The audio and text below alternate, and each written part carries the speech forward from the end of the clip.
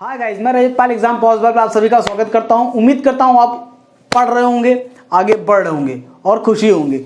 Exam पास आता तो अधिकतर लोग दुखी हो जाते हैं, लेकिन आपको दुखी नहीं होना, खुशी होना है, क्योंकि आपके लिए मैं स्ट्रेटजी लेकर आया हूं। क्या पढ़ना है, कैसे पढ़ना है, तो मैंने आपको बता दिया था क्या पढ़ना है। आखिरी के 15 से 16 दिन जो आपके बचे हैं, जिनका एग्जाम पहले पढ़ने वाला है, उनके लिए ये वीडियो है। बाद में पढ़ने वाला है उनके लिए भी वीडियो, क्योंकि पेपर तो उनका भी होना है। ठीक है, तो आखिरी को 15-16 दिन में आपको क्या आना ही आना चाहिए। ठीक है, अभी बच्चे क्या होता है ना, जो काफ़ी अंतर आ जाता है डेट में। पेपर 2 साल पहले भरा है, तो उसके बाद पढ़ते हैं, छोड़ते हैं, पढ़ते छोड़ते हैं, तो आधी चीज़ें याद रह जाती हैं, आधी चीज़ें भूल जाती हैं। तो पहली बात तो आपको जितना पढ़ा है उतना तो आना ही आना चाहिए। नहीं आना तो पहले उस पर काम करिए, फिर आगे अपना स्ट्रेटेजी देखिए। ठीक है, तो हमारे हिसाब से जो स्ट्रेटेजी है, हमने क्वेश्चन वगैरह लगा रखे हैं, तो मुझे ये पता लगता है रेलवे के लिए खास है, या और किसी की नहीं है। एसएससी के लिए ना समझिएगा, ये रेलवे के लिए खास मैंने बनाया है। देखिए, पहले आते हैं हम जीएस में। जीएस आती है 40 नंबर की। ठीक, कितने नंबर की आती है? 40 नंबर की। ये फेज 1 की बात है, ये फेज 1 की बात है, तो हम फेज 1 के हिसाब से नंबर लेते हैं। ये 30 नंबर की आती है और ये 30 नंबर की आती है। ठीक है, ठीक। आपको अगर आप अच्छे स्टूडेंट हैं, एक आध 2 पेपर दे चुके हैं, या पहली बार भी देख रहे हैं, प्रैक्टिस टेस्ट आप से लगा रहे हैं, मॉक टेस्ट लगा रहे हैं, तो आप इसमें 60 में से इस 60 में से लगभग 57 से 60 नंबर लाएंगे। पूरे भी आते हैं, क्योंकि मैथ्स पूरे नंबर आते हैं, पजल पूरे, अगर सही है या गलत है, इसमें कोई बीच वाला नहीं आता है, गलत है या सही। खैर, जितने भी ऑप्शनल क्वेश्चन होते हैं उसमें सही या गलत, या सही होता है या गलत होता है। इसमें ये नहीं कि आप थ्योरी लिखना नहीं है, ठीक। लेकिन ये जो है ये पूरे अचीवेबल है, ऐसा नहीं कि बहुत बाहर से कुछ आना है। कोर्स दे रखा है, इसमें थोड़ा ब्रॉड पड़ता है, लेकिन इसमें हमको नहीं लगता ब्रॉड पड़ता है। ठीक, तो लेकिन अगर आपकी मैथ्स कमजोर है, ठीक है, मैथ्स कमजोर, तो आपके लिए भी ये वीडियो है कि आपको ये चैप्टर आते हैं। अगर ये चैप्टर आते हैं, आप मॉक टेस्ट लगा रहे हैं, तो आप 30 में 30 क्वेश्चन, 30 में 30 सही करके आएंगे, क्योंकि ये बेसिक्स, मतलब बेसिक चैप्टर इतने आने चाहिए अर्थमेटिक में। आपको इतने चैप्टर आ रहे हैं, percentage, profit loss, CI, SI. CI मतलब कंपाउंड इंटरेस्ट, सिंपल इंटरेस्ट। तो compound interest, simple interest, mixer question आते हैं, वो भी उसमें है, मिक्स क्वेश्चन भी आते हैं, क्योंकि इसमें क्वेश्चन बहुत सरल आते हैं। आपको बेसिक्स पता होना चाहिए, ज्यादा कुछ नहीं, उसमें बहुत डीपली नॉलेज नहीं होनी चाहिए। नॉर्मल आपने किरण की कोई किताब लगा रखी है, किसी भी किताब, प्रकाशन अर्थ किरण की लगा रखी है, और अरिहंत की लगा रखी है, किसी की भी लगा रखी है, नॉर्मल किताब लगा रखी है, और ये सारे चैप्टर उठा के आप एक बार रिवाइज मार दीजिए। अगर आपको फॉर्मूला वगैरह सब ठीक है, किस तरीके, कितने टाइप के आते हैं। एलसीएम एससीएम में केवल एलसीएम एससीएम भी नहीं है, एलसीएम एससीएम में कई टाइप के क्वेश्चन बनते हैं, वो सारे को टाइप के आने चाहिए। ट्रिगो में कुछ नहीं करना, आपको केवल फॉर्मूले पढ़ने, कुछ कठिन नहीं आता उसमें, कोई एसएससी पेपर नहीं है, बड़ा बहना क्वेश्चन नहीं बनने। आपको नॉर्मल वैल्यू पता होनी चाहिए, sin 30 sin 45, ये टेबल आपको जो 10th में जो किताब में तो टेबल पता होने चाहिए, और नॉर्मल सारे फॉर्मूले पता। फॉर्मूले ट्रिग्नोमेट्री में बहुत ज्यादा है, सारे फॉर्मूले लिख के कभी कभार ऐसे आ जाता, sine square theta plus cos square theta equal to क्या 1 2 3 0, तो 1 ये पता होना चाहिए आपको, सीधे फॉर्मूला होता है ये। ठीक, ऐसी सिंपल सी 1 प्लस tan स्क्वायर थीटा, इस फॉर्मूले बेस्ड ही क्वेश्चन आने सीधे ट्रिग्नो में, ऐसा नहीं बहुत टफ आता है। तो ये चीज, ये मेंसुरेशन में, सारे मेंसुरेशन में, जैसे आपका मेंसुरेशन में क्या आता है, 2D आता है और 3D आता है। ठीक, 2D आता है, 3D आता है। तो 2D में क्या आता है, ट्रायंगल हो गया, रेक्टेंगल हो गया, स्क्वायर हो गया, रोम्बस हो गया, ये नॉर्मल सबके एरिया, और एरिया निकालना आता है, एरिया का फॉर्मूला आपको पता होना चाहिए। और एरिया आता है, टोटल सरफेस एरिया आता है, ये मतलब इसमें सरफेस एरिया नहीं होता, इसमें एरिया होता है। ठीक है, अधिकतर एरिया होता है, या फिर पेरीमीटर आ जाता है। ये पेरीमीटर जो लेंथ है, इसको पेरीमीटर कहते हैं, पेरीमीटर सर्कल। ठीक है, तो ये आपको 2 चीजें नहीं, एरिया निकालना आना चाहिए और पेरीमीटर कम से कम। ठीक है, और आपको पता भी होना चाहिए एरिया क्या होता है, पेरीमीटर क्या होता है। और 3D में क्या होता है, आपका सिलेंडर आ जाता है, कोन आ जाता है, स्फीयर आ जाता है। तो नॉर्मल इसी पे क्वेश्चन बनते हैं। पेंटागन, हेक्सागन पे तो बहुत ज्यादा आ जाएगा, तो डायगोनल्स के क्वेश्चन आ जाते हैं, डायगोनल्स वाले आ जाते हैं। तो इसमें भी ज्यादा कुछ नहीं है, आपको नॉर्मल सारे फॉर्मूले पता होने चाहिए। बेसिक बहुत बेसिक, मतलब बेसिक से भी नीचे एक पॉइंट रहेगा चलेगा इसमें। तो ये दोनों चैप्टर तो आपको केवल इंट्रोडक्शन ही ढंग से देखना, फॉर्मूला देखना, बस। उसमें ज्यादा क्वेश्चन नहीं लगाने आपको, ज्यादा बहुत कम मिनिमम क्वेश्चन आएंगे इसमें, इन दोनों चैप्टर में। ठीक है, बाकी अर्थमेटिक ज्यादा आएगी, अर्थमेटिक में ये पोर्शन ज्यादा आएंगे। और बाकी सब जो चैप्टर में आप कहेंगे सर जी कोर्स में तो और है, कोर्स में और है तो आप उसके लिए मॉक टेस्ट लगा रहे हैं। आप लगाते लगाते वो सिंपल इतने, देखिए गुणा भाग डेसिमल है, ये सब जो ये डेसिमल है, फ्रैक्शन है, ये सब आप करते करते आ जाएंगे, बचपन से करते आ रहे हैं। तो अब हम उनके, अब जिसको कुछ भी नहीं आता, जब उसको जो ये नहीं आता वो बिल्कुल ही नहीं कर पाएगा, तो ये तो आना ही आना चाहिए, ठीक है। तो वो अपने आप आ जाएगा, आप मॉक टेस्ट लगा रहे हो तो ठीक है। मैथ में कोई ज़्यादा तीर तलवार नहीं चलाना, इतने चैप्टर आपको नहीं आते हैं, इसमें जो वीक है उस पर काम करिए, और बहुत सिंपल है, और इस पर ज़्यादा ना देखिए, ट्रिग्नोमेट्री, मेंसुरेशन, ज्योमेट्री बहुत बड़ी है, ठीक है, बहुत बड़ी है, उसमें बहुत बड़ी में आपको नहीं घुसना, आपको से ऊपर से फॉर्मूले पढ़ने हैं, एक जनरल क्वेश्चन लगाना है, बस और कुछ नहीं करना। ये पजल, इसमें रीजनिंग में बहुत चैप्टर हैं, लेकिन आप सब कर लेंगे, आपने कभी नहीं किया है और प्रैक्टिस सेट लगा रहे हैं, मॉक टेस्ट लगा रहे हैं, एनालाइज कर रहे हैं, सारे कर लेंगे।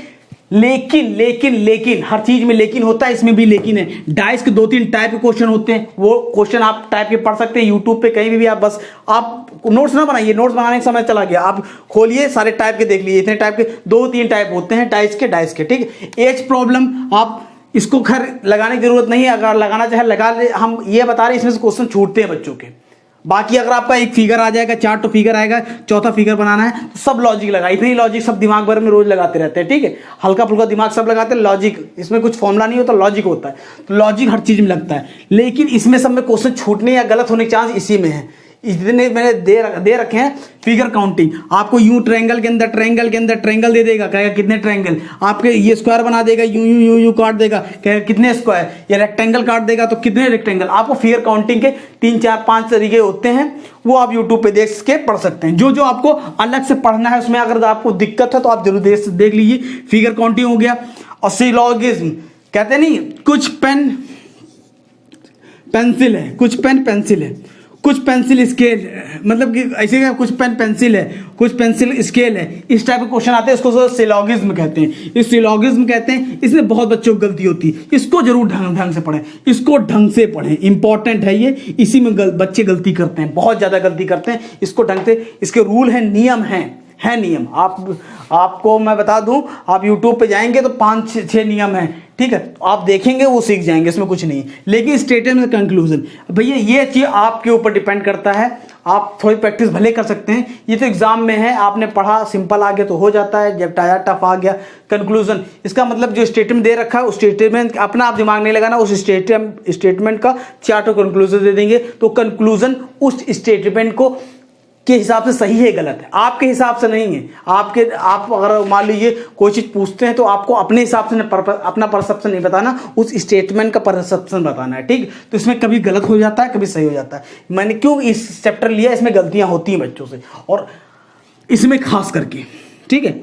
सिलॉगिज्म नहीं पढ़ेंगे तो गलती करके आएंगे, पढ़ेंगे तो नहीं गलती करके आएंगे, ठीक। फिगर काउंटिंग ऐसा है, अगर पढ़ेंगे आप 2-4 तरीके से होता है, तुरंत आप 5 से 7 सेकंड में लगा देंगे, और नहीं पढ़ेंगे तो उसको गिन के आप 1 मिनट में लगा देंगे, और गलती होने के चांसेस बहुत हाई होंगे, ठीक है। फिगर सिलॉगिज्म, स्टेटमेंट कंक्लूजन बता दिया हमने। कैलेंडर के जितने नियम कानून आपको पता होने चाहिए, ढंग से पता होने चाहिए, नहीं पता है तो आप जाइए उसको पढ़िए, इंपॉर्टेंट है, वेरी इंपॉर्टेंट क्वेश्चन, 1-2 क्वेश्चन जरूर आएगा, और जब आएगा तो इसमें जो बच्चा वही कर पाएगा जो उसने पढ़ा होगा, ये लॉजिक वहां नहीं लगेगा आपका, वहां इसमें लॉजिक नहीं लगेगा, उसको आपको पढ़ा होना चाहिए, जो आपको पढ़ना है। बाकी आप कर लेंगे, मॉक टेस्ट कर रहे हैं, मैं गारंटी दे रहा हूं आप सारे कर लेंगे, ठीक है। ये जो आपको लिख रखा है, इसको ये चैप्टर आपको आना चाहिए, इसलिए मैंने लिख रखा है, नहीं बाकी सब नहीं आएगा, मॉक टेस्ट लेंगे, कर लेंगे, आप मॉक टेस्ट में देखेंगे, एनालाइज करेंगे, आज नहीं कर पाएंगे, दूसरे मॉक टेस्ट में, तीसरे मॉक टेस्ट में आप उसको अपने आप कर लेंगे, इतना सिंपल होता है। लेकिन इसमें सब में अगर आज मॉक टेस्ट में छूटेगा, आप गोला लगाएंगे और नहीं एनालाइज नहीं पढ़ेंगे, अगली बार तो जितने टाइप के आप पढ़ लेंगे तो आपके नहीं छूटेंगे। तो ये एज प्रॉब्लम वाली, ये कैलेंडर वाला, ये इसको पढ़ना है, ठीक। और ये एज प्रॉब्लम आप मोटा मोटा XY मार के भी कर सकते हैं, यूट्यूब पे वीडियो आप देख सकते हैं कई लोगों की, खैर मैंने रीजनिंग डाली नहीं है। तो एज प्रॉब्लम बहुत टफ चैप्टर नहीं है, सिंपल चैप्टर, क्योंकि मैथ्स में भी आता है इसको, ये क्वेश्चन एक रीजनिंग में 2 क्वेश्चन 3 क्वेश्चन आ जाते हैं कभी कभार, लेकिन अधिकतर एक क्वेश्चन तो मान के चलिए, और इसमें सब में क्वेश्चन आते जरूर है, ठीक है। डाइस के 2-3 नियम है, बहुत सिंपल चैप्टर, कुछ नहीं है, एक बार आप यूट्यूब पे देख लीजिएगा, नोट्स बनाने की कोई जरूरत नहीं, पहले बता दिया। हाँ, एक क्वेश्चन ले लीजिए कि कितने टाइप के होते हैं, बस। पजल, मोस्ट इंपॉर्टेंट पजल, इसको नहीं लगाएंगे तो टाइम बहुत खा जाएंगे। आप इसकी प्रैक्टिस रोज 1-2 पजल लगाते रहिए। पजल और सिटिंग अरेंजमेंट। सिटिंग अरेंजमेंट अगर 1 नंबर का आएगा तो एक क्वेश्चन आ जाएगा, उसके साथ पजल आ जाएगा, दूसरा पजल आ जाएगा, ठीक। अगर सिटिंग अरेंजमेंट कभी कभी लंबा आ जाता है, सिटिंग अरेंजमेंट मतलब सर्कल बना देंगे, टेबल है, उसके चारों लोग बैठे रहेंगे, ठीक है। एक ही एक होता है, एक होता है आमने सामने वाला होता है, ABC आमने सामने वाला होता है। एक होता है क्रय में, राम इस श्याम के पश्चिम में और घनश्याम के पूरब में है, इस तरह करके आते हैं, ठीक। तो 2-3 टाइम के सिटिंग अरेंजमेंट है, बहुत सिंपल वाले, सर्कल वाले, बहुत वैसे तो बहुत आप बैंक के लेवल नहीं तैयारी कर रहे हैं,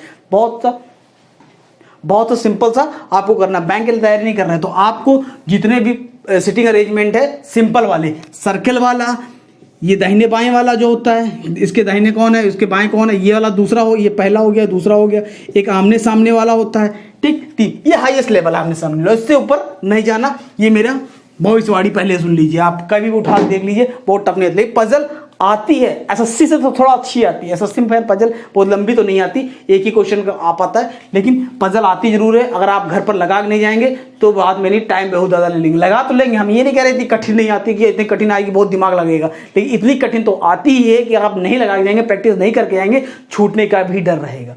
अगर आपकी मैथ्स बहुत अच्छी है तो आप टाइम बचा लेंगे, नहीं टाइम नहीं बचा पाए तो आपकी पजल छूट भी सकती है, गलत भी हो सकती है। इससे पजल पे काम करना है। तो इतने चैप्टर पे तो आपको काम करना ही करना है, ठीक, क्योंकि समय कम है। आपको 1 2 3 4 5 6 7 है, एक दिन में एक पूरा चैप्टर मैं खत्म नहीं करने कर रहा हूँ। नॉर्मल जिस टाइप के क्वेश्चन आते हैं, आप 3-4 टाइप के आते हैं, तो आपको बहुत ज्यादा 15 से 20 या आधा घंटा मान लीजिए, आधा घंटा आपका एक टॉपिक खत्म हो जाएगा, ठीक। तो इसमें ना आपको पढ़ के जाना है, ऐसा नहीं इसको आप कर लेंगे नहीं, बिना पढ़े नहीं कर पाएंगे, इसको आपको पढ़ना पड़ेगा। बाकी सब मैं कह रहा हूँ मॉक टेस्ट दीजिए, सारे कर लेंगे। इसमें मैंने जो कहा इतने चैप्टर तो आपको आने चाहिए, बाकी सब मॉक टेस्ट से कर लेंगे। अब आते हैं जीएस जो 40 नंबर की आती है, इससे ज्यादा आती है, तो ये आपको इसमें लगभग 60 में से मैंने कह दिया 57 से 58 खींचना है। किसी कमजोर है तो 50-52 तक ला रहा तो उसको जीएस अच्छी करनी पड़ेगी। अब जीएस में काम करते हैं। जीएस में क्या होता है, जीएस में देखिए कई पार्टों में बांट दिया हमने। कैसे बांटा है, GK, general science, statistic, current affair. देखिए 11 से 12 नंबर ये आता है, जनरल साइंस 8 से 10 आता है, 10 से 11 आता है स्टैटिस्टिक, नंबर बता रहा हूं 7 से 11। तो आपको करंट अफेयर आखिरी के जो 10 दिन बचे ढंग से 1-1 घंटा पढ़ना और अच्छे से पढ़ना है। तो इसमें कोई कमी नहीं छोड़नी, इसको अच्छे 7-8 नंबर फ्री होते हैं, बहुत सरल आता है। कहां से पढ़ना है, अगर आपको नहीं समझ में आ रहा मैं बता रहा हूं, 180 नंबर की स्पीडी आती है, पतली सी, रेलवे के लिए ही आती है, वो रेलवे के लिए ही बनी है, स्पीडी रेलवे के लिए ही आती है। जितने बिहार के बच्चे होंगे उनको पता होगा, यूपी वालों को पता होगा, और जिसको नहीं पता आज से पता हो जाएगा स्पीडी की, ठीक है। आपको 7 से 8 नंबर स्पीडी पढ़ लेंगे, उसमें आ जाएंगे, तो छूटने वाला नहीं है, बहुत कट नहीं आता। नया सिलेक्शन किसका हुआ है, कोई चेयरमैन बना है, मतलब सिलेक्शन हो गया, या गेम को हाल ही में कोई गेम हुआ हो, तो ये नॉर्मल उसमें देख रहे हैं, बहुत पतली सी किताब है, एक दिन में एक पन्ना पढ़ेंगे तो 8-10 दिन लगेगा, खत्म हो जाएगा करंट अफेयर आपका फ्री का। स्टैटिस्टिक, अब देखिए स्टैटिस्टिक में के लिए क्या करेंगे हम, 1 मिनट आपको दिखा रहे हैं। ये लूसेंट दिख रही है, लूसेंट में आपको कुछ नहीं पढ़ना, ये पीछे विविध दे रखी है, ये पीछे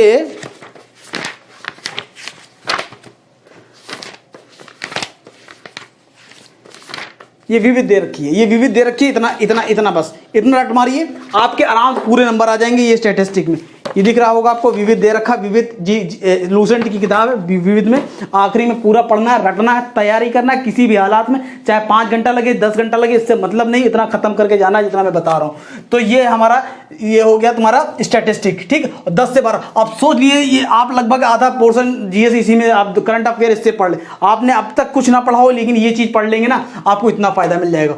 साइंस जिसने बहुत डीपली पढ़ रखा अच्छा है, नहीं तो अब चैप्टर वाइज ना पढ़िए, आप वही मतलब क्वेश्चन पढ़िए, ज़्यादा दिमाग ना लगाइए, जितने आपको नोट्स उतना तैयार रखिए।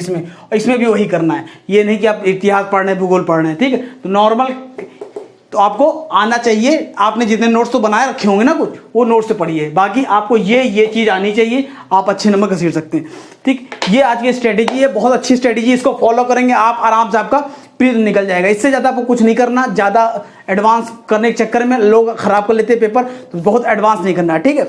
तो उम्मीद करता हूँ आपको ये वीडियो पसंद आई होगी, कैसी लगी हमें कमेंट करके जरूर बताइएगा, और इसका फायदा आपको मिलेगा जरूर अगर आप इतना फॉलो करेंगे। आपको ज़्यादा कुछ नहीं करने की जरूरत है, इसमें ज़्यादा कुछ नहीं करना। इसको कितने दिन लगेंगे, इसको कितना दिन लगेगा पढ़ाई में, ज़्यादा कुछ नहीं, बहुत सरल लिया है। हाँ, ये सब आप हमको कमेंट करके बताइएगा, अच्छा है बुरा है हमें बताइएगा, क्योंकि हमने ये सारे क्वेश्चन लगा रखे हैं, इस पेपर दे रखा है, तो मुझे पता है इसी सब में प्रॉब्लम होती है और कहीं प्रॉब्लम लोगों में होती नहीं अगर मॉक टेस्ट दे रहे हैं। अगर मॉक टेस्ट नहीं दे रहे हैं तो आप ये सब भी लगा के बैठ के कुछ नहीं कर पाएंगे। मॉक टेस्ट 1 से 2 पक्का, ये तो लगाना ही लगाना है, मोस्ट इंपॉर्टेंट, इससे भी इंपॉर्टेंट है, ठीक है। फिर आपको कैसा लगेगा आप बताइएगा, और लाइक करिएगा, शेयर करिएगा, कमेंट करिएगा और दूसरों में फैलाइए, जहां तक ये पहुंचेगा उतने लोगों को फायदा मिलेगा, ठीक है। और बेल आइकन जरूर बनाइए। थैंक यू वेरी मच, कल मिलते हैं, बाय। Peace.